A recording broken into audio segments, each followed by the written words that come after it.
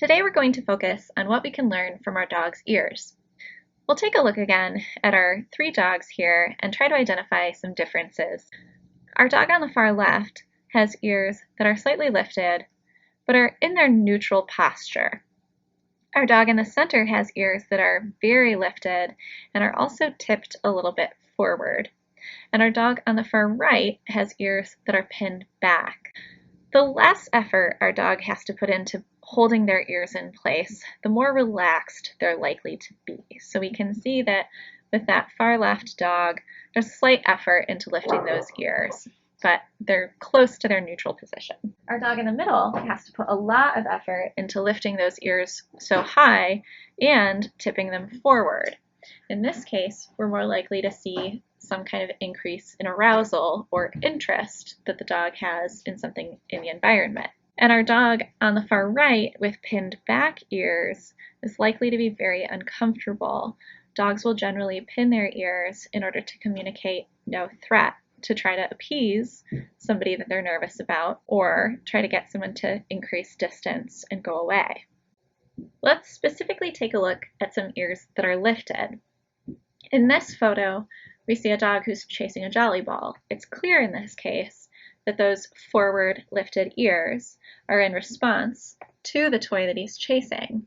We'll recognize that lifted ears are generally going to be a sign of increased arousal. We see the same thing in this case with a floppy-eared dog. With this dog, their ears are never going to point straight up, but we see that those tendons where the ears meet their forehead have actually caused the ears to lift, and we get the triangular part of the ear fully facing forward in this case. We also might see lifted forward-facing ears in a situation where the dog is more aroused, but not necessarily feeling playful. This dog has lifted ears and is actually quite uncomfortable. Those ears simply demonstrate that this dog is in a state of readiness, but in a negative emotional context. An anxious dog might show ears that are tipped out to the sides. Here you can see the neutral position for this dog's ears when they're comfortable and confident and feeling happy are tipped forward. When she's feeling anxious, we see that they're actually turned straight outward facing to the sides. When we recognize what neutral looks like, we can also start to more quickly recognize these subtler signs of anxiety. Again, in a floppy-eared dog, this might look a little bit different. Here we see that ear canal is still tipped out to the sides, but the actual flaps of the ears fall slightly backward. So we will have to recognize that this is going to look slightly different depending on the actual shape of the dog's ears. Last, we have ears that are pinned or completely tipped back. In our pointy-eared dog, those ears lie flat back against their head and their neck. In our floppy-eared dog, we can see again that tendon is just pulled backwards, and those triangles, rather than facing forward, now face straight out to the sides and again are pulled down closer to the dog's cheekbones.